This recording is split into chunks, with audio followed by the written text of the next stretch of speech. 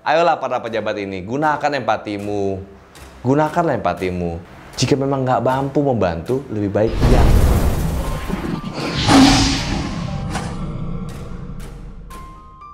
Ya, assalamualaikum warahmatullahi wabarakatuh. Teman-teman semua, balik lagi bersama gue Vasco Rusemi di Macan Idealis. Nah teman-teman, hari ini ada isu yang menarik nih yang perlu kita angkat. Gue rasa ini perlu kita bahas bersama. Teman-teman semua tolong tulis di kolom komentar bagaimana tanggapan kalian mengenai hal ini.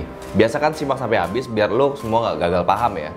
Gue ingin membahas soal benar apa enggak sih rumah sakit atau dokter mengambil keuntungan dengan mengcovidkan pasien yang meninggal. Kabar ini konon katanya banyak banget bermunculan di media sosial. Dikabarkan banyak sekali keluarga pasien marah-marah dan merasa keluarganya tidak meninggal karena covid, kok disebut-sebut covid. Nah, hal ini membuat Kepala Kantor Staf Kepresidenan Pak Muldoko ini melontarkan beberapa pendapat-pendapat baru yang jujur aja membuat kesel lah para tenaga kesehatan. Muldoko di situ menuding dengan kepentingan tertentu, termasuk untuk mendapatkan dana rumah sakit yang banyak mengcovidkan pasien wafat. Mantan Panglima TNI ini mengatakan bahwa banyak banget pasien yang sebenarnya negatif COVID-19, tapi saat meninggal itu divonis COVID-19. Celakanya, hal ini juga dibenarkan oleh Gubernur Jawa Tengah Ganjar Pranowo yang ikut mendampingi pernyataan dari Muldoko itu. Menurut Gubernur Ganjar, isu bahwa rumah sakit memberlakukan pasien meninggal dengan menyebutkan karena COVID-19 itu, ini menimbulkan keresahan di masyarakat dan katanya udah terjadi di wilayahnya dia gitu loh. Tentu aja tuduhan ini men, nggak enak kan dan nggak menyakitkan bagi tenaga kesehatan.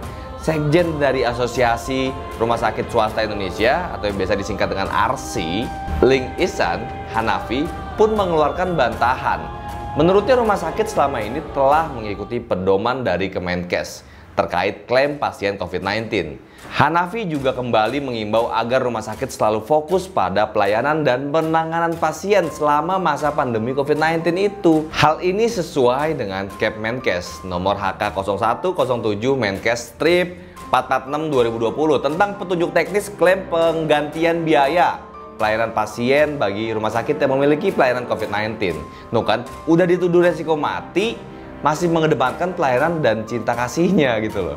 Bantahan juga diungkapkan Ketua Umum Pengurus Besar IDI, Daeng Fakih, yang mengatakan rumah sakit sedang mengalami masa sulit bertarung dengan pandemi COVID-19. Sehingga tolonglah, jangan dituduh lagi tuh rumah sakit memperkaya diri dari pasien COVID-19. Menurut Daeng, rumah sakit saat ini justru kesulitan beroperasional karena banyak klaim pembayaran pasien COVID-19 yang belum dibayarkan oleh Kemenkes. Padahal pasien non-COVID-19 juga menurun, sehingga biaya operasional pun juga ikut berkurang. Nah, malah kata dia nih ya, jangankan memperkaya diri, lawang sekarang aja udah ambruk karena fokus membantu saudara kita yang kena COVID. Nah itu dia, menurut dia begitu gitu loh. Jadi akibatnya apa? Pasien yang di luar COVID itu nggak akan berani masuk ke rumah sakit. Ini harus di-clear nih masalahnya nih ya.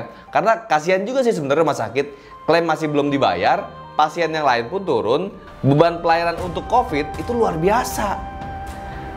Kalian ngerasain nggak ada ketakutan untuk datang ke rumah sakit? Nah itulah yang dirasakan oleh rumah sakit, jumlah pasien itu jauh sekali menurun.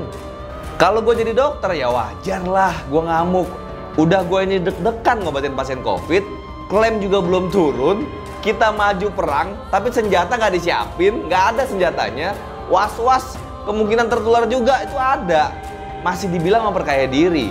Wajar sih kalau dokter pada kesel, gue memahamin kok hal ini. Makanya dokter Daeng itu justru mempertanyakan bagaimana mekanisme pemalsuan data pasien COVID-19 yang dimaksud oleh Jenderal Muldoko gitu loh. Nah menurut Daeng, sangat sulit memalsukan data pasien COVID-19 karena harus dibuktikan dengan hasil pemeriksaan laboratorium. Fakta berikutnya, rumah sakit itu selama ini mengikuti petunjuk teknis pembayaran klaim pasien COVID-19 yang diatur oleh Kemenkes. Nah, pedoman tersebut diatur dalam Kemenkes tentang juknis klaim penggantian biaya. Di juknis itu disebutkan bahwa hanya perawatan COVID-19 yang ditanggung pemerintah, meski pasien tersebut merupakan komorbid, komplikasi, atau coincidence.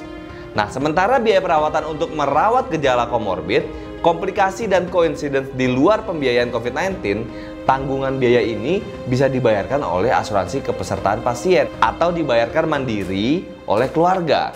Daeng mengatakan amat sulit memang mengcovidkan pasien agar klaim bisa cair. Pertama, pasien COVID atau negatif harus dibuktikan dengan hasil laboratorium. Lalu, ada verifikator dari BPJS di rumah sakit yang memberikan keputusan terkait persetujuan klaim. Oke, gini bro ya, mari kita bicara nih ya. Ya mungkin benar, mungkin aja benar ada rumah sakit yang mencari keuntungan dengan kasus-kasus seperti itu. Mungkin loh ya. Gue sih nggak pikir begitu gitu loh. Menurut gue kalaupun iya, kan nggak banyak juga lah paling. Kenapa gue yakin? Karena nyawa nggak bisa ditukar dengan harta sebesar apapun. Nggak sebanding dengan nyawa dokter. Sekarang gini bro, rumah sakit memperkerjakan dokter. Dia menggaji dokternya. Dokter juga terikat sumpah dokter. Nggak boleh menolak pasien. Kalau bisa nolak, ya gue yakin deh dokter pasti milih nolak. Siapa juga yang mau mati gitu loh. Yang katanya mereka dapat insentif dari pengakuan para dokter, banyak loh yang belum menerima sepeser pun. Belum lagi di awal-awal mereka harus mengusahakan sendiri alat perlindungan diri. Keluar dari kocek sendiri, nggak jelas kapan digantinya, syukur-syukur nggak ketularan. Cuma itu harapan mereka men. Tapi kenapa tetap mau berkorban sampai mengorbankan nyawanya? Sekali lagi, mereka terikat sumpah dokter. Kalau boleh nggak nanganin pasien, ya pasti dipilih nggak tanganin. Tapi ya harus mereka lakukan meski resikonya adalah nyawanya sendiri. Kalau emang boleh milih, ya mereka mungkin pilih kelonan sama anak bininya di rumah, main sama anak, nemenin anak pendidikan jarak jauh, biar bisa bagi-bagi beban lah sama istri gitu kan. Tapi karena sumpah itu, mereka jadi dokter, meskipun berarti itu harus mengorbankan waktu mereka yang paling berharga bersama keluarga, atau bahkan mengorbankan nyawa mereka sendiri. Sekarang kalau nih ya, nakes-nakes di rumah sakit itu meninggal, berapa coba biaya yang harus dikeluarkan rumah sakit? Gede bos. Apakah sebanding dengan besaran dana dari ngakalin pasien meninggal yang jadi COVID itu? Ya nggak sebanding lah. Seberapapun nggak sebanding sama nyawa mereka. Uang bisa dicari, nyawa lu bisa nyari nyawa. Sayang jatahnya Tuhan cuma ngasih satu men buat nyawa. Kecuali kalau emang udah bisa diduplikasi nih ya. Tanggal 3 Oktober lalu, IDI mengungkapkan jumlah dokter, ini baru jumlah dokter nih ya, yang gugur karena COVID itu mencapai 130 orang men.